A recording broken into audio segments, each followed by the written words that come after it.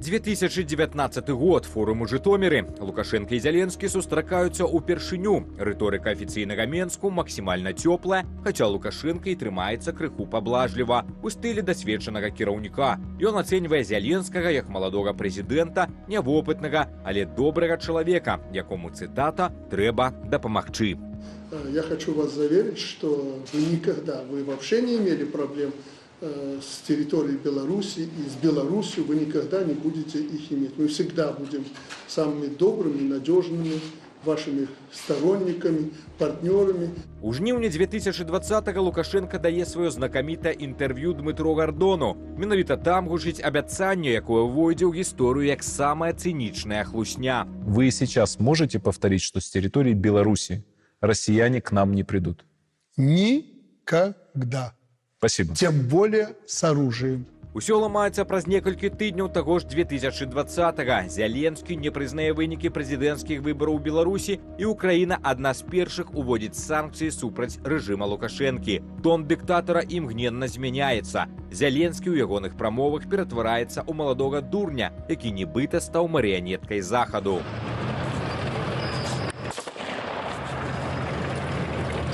А 24 лютага 2022 года цана лукашэнкаўскіх абяцанняў стала зразумелай канчаткова. Расійскія танкі пайшлі на Кіеў менавіта з беларускай тэрыторыі. Лукашенко прынёс карту і стаў расказваць знакамітае абсурднае апраўданне. Мы отсюда получали от украинцев информацию, что готовится удар по белорусской территории.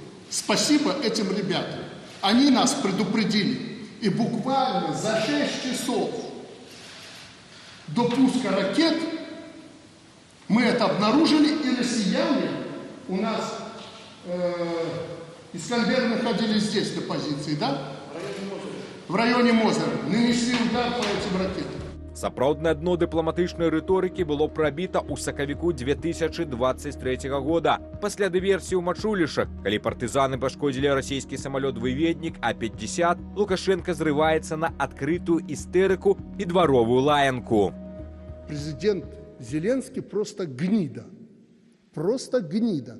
Такие операции не проводятся без согласования с руководителем страны, главнокомандующим. Это я вам говорю как президент.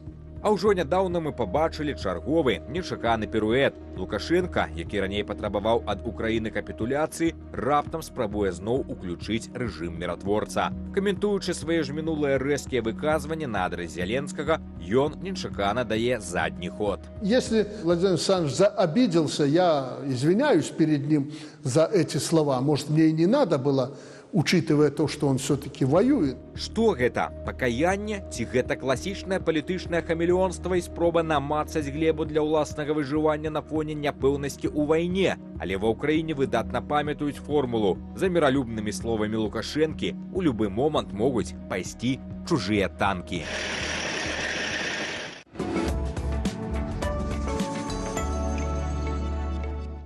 Усё б гэта было б забаўна, калі б не несла рэальнай пагрозы канкрэтным людзям. Увечары пятніцы Владимир Зеленскі папярэдзіў Лукашэнку, што ЗСУ могуць ударыць па той беларускай тэхніцы, што дапамагае расійскім дронам бамбіць Украіну. Ну что ж, на сувязі з нашай студыі палітолог Александр Фрыдман. Александр, мы вітаем вас. І адразу першае пытанне. Што вось гэта за канкрэтныя такія кропкі? Вось нас глядзяць цяпер людзі з Беларусі. Вот каму, дзе рыхтавацца? Вось, магчыма, гаворка пра нейкую інфраструктуру, якая можа тэарэтычна разглядацца Украіна як ваенная цэль, альбо штосьці іншае? Праблема, якая ёсць у гэтай сітуацыі, што насамрэч ніхто так дакладна не ведае, няма гэтай інфармацыі ў публічнай прасторы, так у незалежнай праверанай інфармацыі пра тое, што там знаходзіцца. Ёсць беларускі бок, ад яго афіцыйны бок, ад якога ніякая інфармацыя не паступае, канкрэтная інфармацыя, што там ёсць. Ёсць заявы украінскія. Ну а што тычыцца незалежных вонкавых экспертаў, тых жа, напрыклад, заходніх экспертаў, там ніякіх каментароў на гэты конт няма.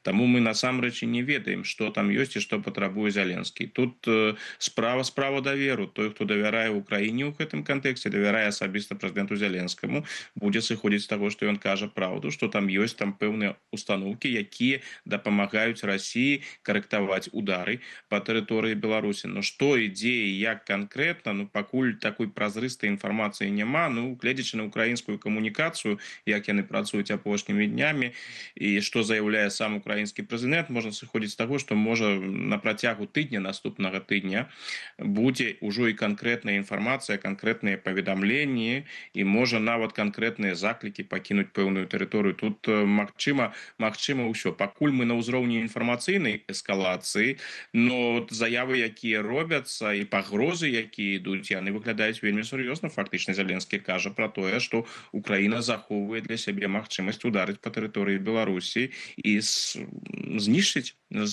вось гэтую пагрозу для сябе.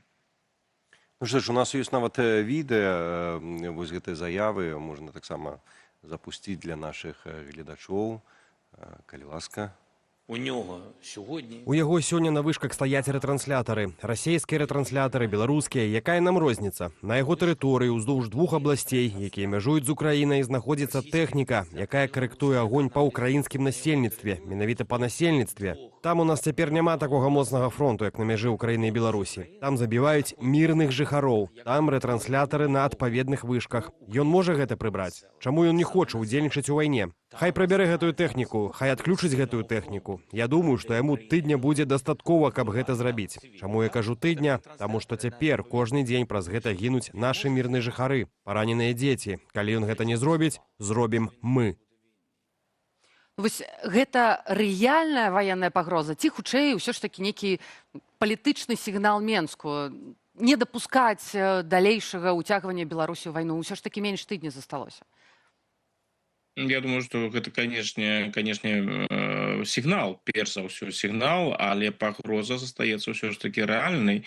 Гэта ж не тое, што можна было б сказаць, ну вось Украіна толькі пагражае, нічога не робіць. Давайте паглядзім на тое, што зараз адбываецца на тэрыторыях Украіны, якія захапіла Расія, альбо на саміх расійскіх тэрыторыях. Як праводзяцца аперацыі супраць Расіі фактычна Украінай па ўсім свеце. І калі украінскі прэзідэнт дае вось так кажа, і мы ведаем, што Украіна ўжо рабіла і робіць у розных кропках гэтага свету, ну, канешне, гэтыя пагрозы трэба ўспрымаць абсалютна рэальна. І нягледзячы на ўсю гэтую прапагандысцкую рыторыку, якая ідзе з Мінска, мне падаецца, што ўспрымаюць яны гэтыя пагрозы досыць сур'ёзна.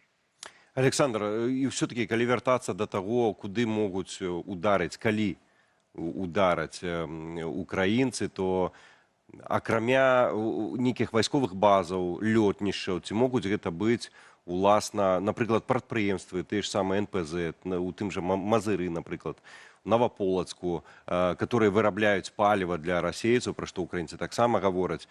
Ці можа вось геаграфія гэтых удараў пашырацца не толькі на ваенныя аб'екты вайсковыя, але вось на прадпрыемствы, напрыклад, на рэзідэнцыі, которых у нас таксама то 17, то 18, то можа ўжо 20. Як лічыць? Ну, калі казаць, вось паглядзець на тое, што Зеленскі сапраўды казаў, меліся на ўвазе перш за ўсё гэтыя радыелакацыйныя установкі. Гэта зразумела. Там былі прамыя пагрозы. Што тычыцца прадпрыемстваў, ну яны былі ўзгаданы ў гэтым кантэксце. Там не было сказано, што вось мы, напрыклад, ударым па нейкіх НПЗ ў Беларусі. Не, але іх узгадалі ў гэтым кантэксце. І гэта азначае, што, ну, прынамсі, яны як мэты разглядаюцца. Ну, і была ж гэтая заява пра 500 прадпрыемстваў, 500 мэтаў на не 500 прадпрыемстваў, 500 розных мэтаў на тэрыторыі Беларусі. Так што ўсё тут, у прынцыпе, уявіць сябе гэта магчыма. І нават у выпадку з НПЗ, калі ідзе барацьба з боку Украіны з расійскімі НПЗ, каб выклікаць паліўны крызіс у Расіі. І гэта атрымліваецца. І ёсць гэтыя беларускія НПЗ, якія працуюць менавіта на Расійскую Федэрацыю, пераважна на Расійскую Федэрацыю. Но з пункта гледжання Украіны пагражаць гэтым НПЗ альбо нешта зрабіць гэтых НПЗ ў гэтым кантэксце кантэксце гэта выглядае лагічна, гэта магчыма. Я думаю, што там сапраўды такая, напэўна, ёсць іерархія. Гэтая радыёлакацыя, гэта першае, другое, гэта ўжо іншы шлях, іншы крок у напрамку эскалацыі, магчыма, НПЗ, магчыма, іншыя беларускія прадпрыемствы, якія працуюць на расійскую ваенную эканоміку. Гэта таксама вядома, што тычыцца Лукашэнкі і ягоных рэзідэнцый. Я не думаю, што украінцы будуць, калі ўвогуле да гэтага справа дойдзе, што ім цікава было марнаваць на гэта рэсурсы. Зяленскі ж кажа адкрыта, у яго логіка відавочная. Мы працуем толькі ў тым напрамку, які можа пашкодзіць Расіі. Калі там, напрыклад, нешта зрабіць супраць рэзідэнцыі Лукашэнкі,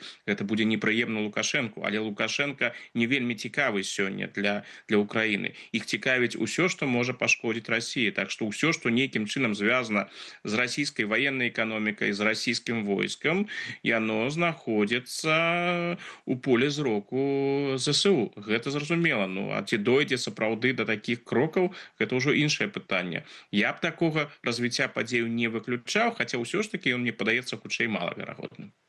Слухайте, а вось як можа адказаць на гэта Лукашенко? Што ён можа сказаць? І якая ўвогуле ў яго, ну не ведаю, мэтавая аўдыторыя, на вашу думку? Ну, выбачацца можа, дарэчы. Выбачацца? Чаму ён выбачаецца ўвогуле? Для каго гэта?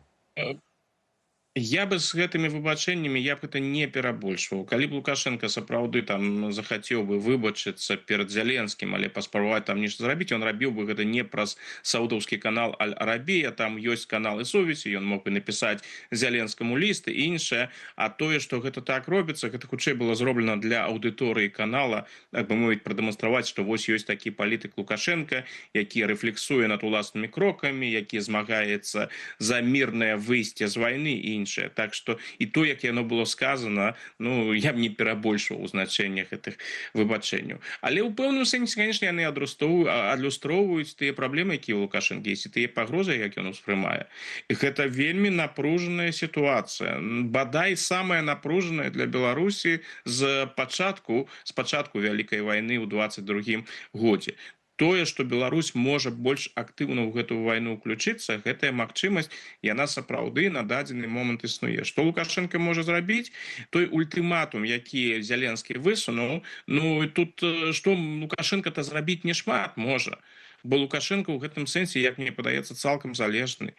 Там можа нешта быць выведзена з тэрыторыі Беларусі толькі калі на гэта пагадзіцца Масква. Так што тэлефанаваць у Маскву і прасіць Пуціна, каб гэта вывелі. Но тут і ёсць іншы момант. Паводзіны Лукашэнкі, ягоныя заявы, яны Кіевам успрымаюцца як слабасць. Што Лукашенко напужаны, што Лукашенко слабы, і таму і рыторыка Кіева становіцца ўсё больш і больш жорсткай. Так што яны будуць ціснуць і надалей. Лукашенко разумее, што калі зараз ён зробіць нейкія крокі да дээскалацыі, для яго могуць узнікнуць у будучым яшчэ большыя праблемы. Бо для Кіева гэта будзе запрашэнне, яны будуць ціснуць яшчэ больш. Ну што ж, у нас зусім мала часу ёсць, але не можам не запытацца, бо глядзяць нас людзі ў Беларусі. Што звычайным людзям рабіць? Таму што Лукашенко гаварыў, у яго там і бетон на курніках он паставіць, і петляць будзе, як заяц па кочках. А людзям што рабіць? Вот не хадзіць на гэтыя прадпрыемствы, звязаныя з ваенкай расійскай, узяць адпачынак нейкі, захварэць там ці яшчэ штосьці. Бензін закупляць, ваду. Што звычайным беларусам рабіць? Тут вельмі цяжка рабіць нейкія парады. Першае, уважліва сачыць за ўсёй інфармацыяй, якая ёсць, рэфлексаваць, не падпадаць пад нейкі алармізм. Так, сітуацыя цяжкая, сітуацыя напружаная, но нічога фатальнага на данный момант не адбылося. Уважліва сачыць. Ну і тое, што робяць у такіх надзвычайных выпадках, што можа адбыцца, конечно, ўсё рабіць, усё магчымае. Але ізноў жа, тут бы я алармізм не перабольшваў. Добра, не будзем перабольшваць алармізм, але ўсё ж такі паглядзім, дзе сховішчы знаходзяцца блізка ад нашых прадпрыемстваў. Так, на всякі выпадак. Дзякуй вам вялікі, спадар Александр. З намі быў на сувязі Александр Фрыдман, палітычны аналітык.